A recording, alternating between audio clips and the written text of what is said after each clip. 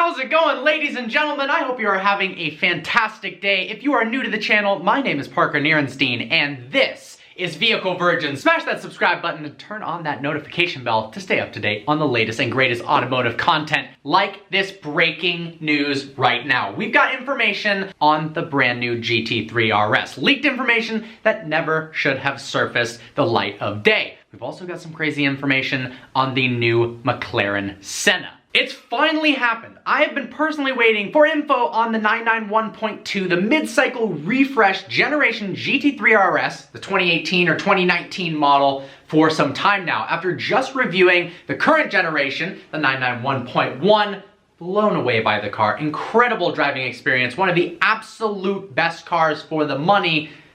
I was anticipating the release of some more information, and thanks to Drive Magazine in Australia for accidentally releasing something that they shouldn't have. But this is the internet, ladies and gentlemen, and when you post something, you can't just take it down. Motor One, another automotive magazine, took all the pictures as well as the information from that article, saved it, and reposted it for all of us to enjoy. So let's delve in, shall we? But before we go over the GT3 RS, I want to talk about the McLaren Senna. For those who don't know what the McLaren Senna is, essentially it's a pseudo replacement to the McLaren P1. It's the most track-focused, road-legal McLaren ever made. No compromises whatsoever. And because of that, well, when it initially was released and pictures unveiled, especially in orange, it looked off. We'll go with off to be polite. Now, one thing about design of cars, designers for car manufacturers are so far ahead that they almost anticipate designs that we will like in the future that you don't quite know that you like yet. The new Audi R8, as an example, when it came out, everyone was like, what the heck is that? The R8 was so beautiful, and you guys sabotaged it with all these angles. Well, it turns out now everybody loves the look of the R8. The McLaren, though, well, it's pretty intense, but McLaren doesn't care about the way it looks. Every single angle, every vent, every part of its exterior and interior is for performance. In the middle of the McLaren Senna is a 4-liter twin-turbocharged V8, making 789 horsepower. Not only does that make it the most powerful internal combustion engine McLaren has ever created, it's also probably very, very underrated. Now, the McLaren 720S with a little bit over 700 horsepower has proven to make close to 700 horsepower at the wheel. Likely the 789 figure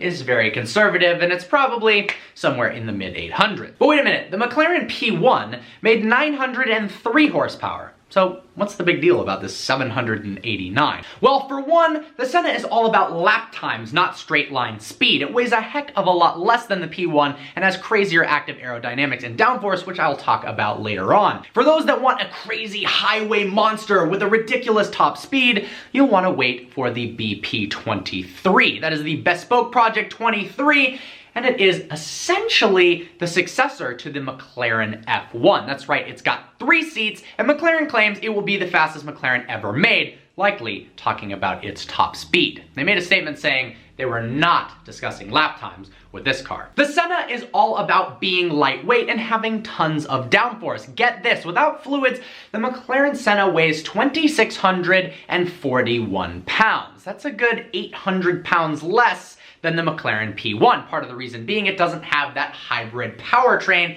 and they paid no attention to having it be a comfortable car on the road. There are no excuses here. In fact, the body panels in total weigh just 132 pounds. All of the body panels on the McLaren Senna, thanks to a lightweight carbon fiber weave. That means me, even me, I could actually bench press all of the panels combined on a McLaren Senna.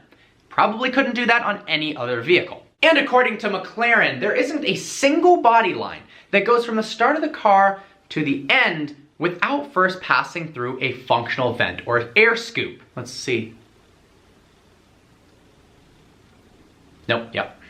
Yeah, right. Now, the rear wing may be shockingly large. I mean, almost aggressively so, almost out of place, really, but we can't deny its effectiveness. There's a reason it's so big. At 155 miles an hour, this wing produces 1,760 pounds of downforce. That's almost as much as the car weighs in downforce alone.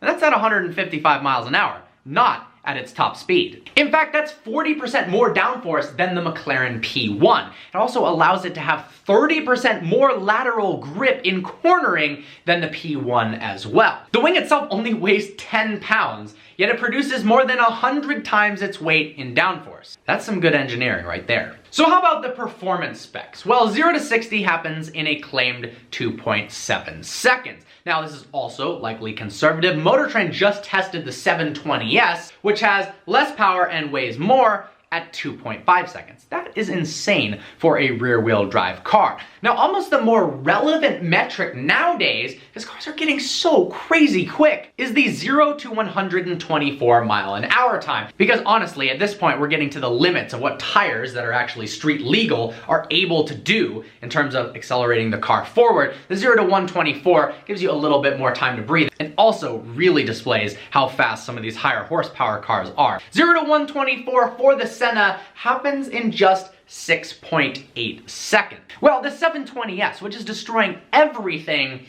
does 0 to 124 a second slower, 7.8 seconds. Yeah, that is crazy quick. The McLaren Senna does a quarter mile in just 9.9 seconds. That's Bugatti Veyron Supersport territory. LaFerrari P1 918. That is the ultimate level of performance, and once again, it's likely conservative. These are just McLaren's numbers, and they can't release, hey, does the quarter mile in 9.9 and every magazine gets 10.5.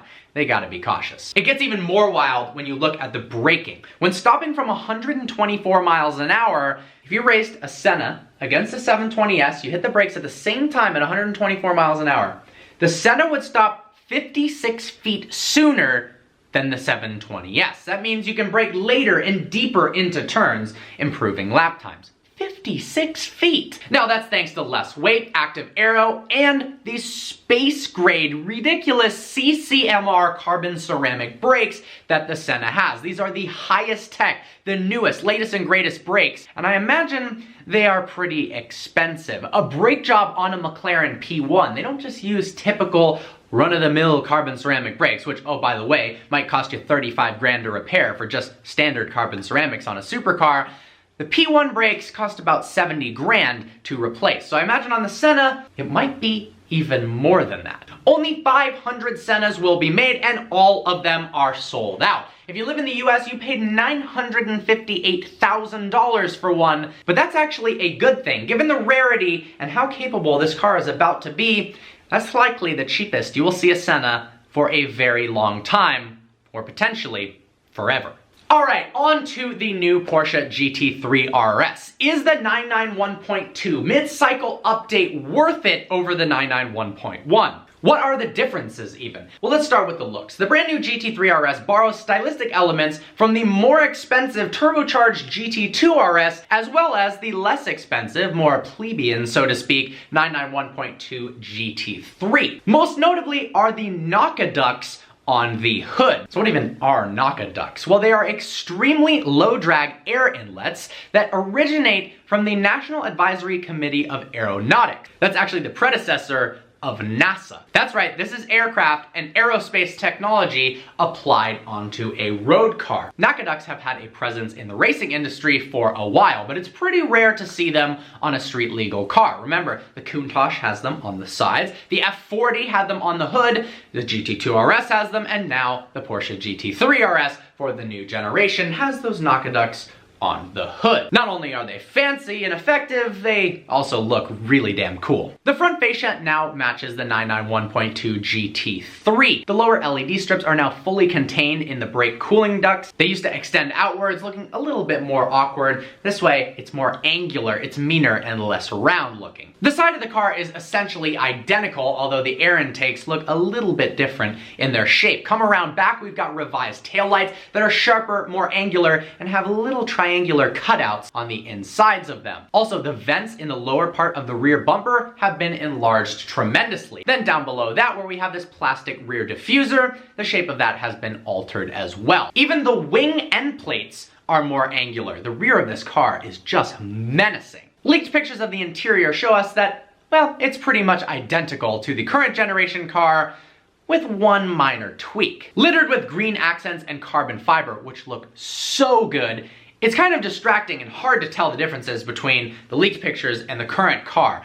But what you can determine is the only major difference is the seat inserts. That's right, normally in the current GT3 RS, we have beautiful Alcantara seat inserts in the carbon fiber buckets. Now it's got this Alcantara looking material, although it's perforated, perhaps for better breathability of your back if you're sweating when you're racing, and also maybe to save additional weight. Now, the important part, what you actually care about, the engine and the transmission. Now, there were rumors flying that the new car would have a 4.2 liter engine, bored out from 4 to 4.2, making upwards of 550 horsepower. I wish that was the case, unfortunately not. Well, the numbers are in. The car still has a 4 liter flat 6, making 20 horsepower more than the previous model, bringing it up to 520 horsepower. But the important part is the red line has been raised from that glorious 8,800 RPMs to 9,000.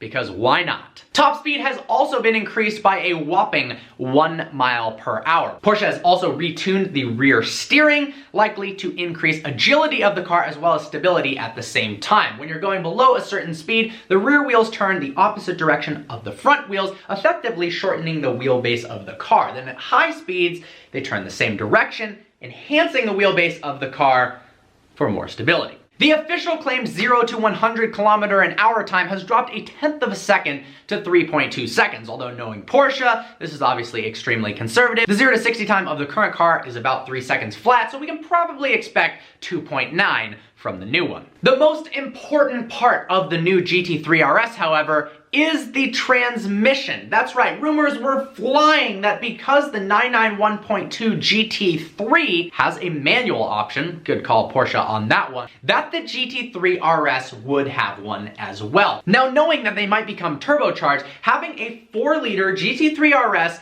with a manual would surely be a collector's item. I even talked to a Porsche dealership when I was interested in buying a new GT3 RS, asking them, hey, what are the transmission options? If I put my order in right now, what have you guys got? And they were convinced that they could get me one with the manual. Well, it turns out they were very, very wrong. The only transmission available in the new GT3 RS is the 7-speed dual-clutch PDK. That's because the RS is supposed to go around the track as fast as humanly possible, and that is the means to an end.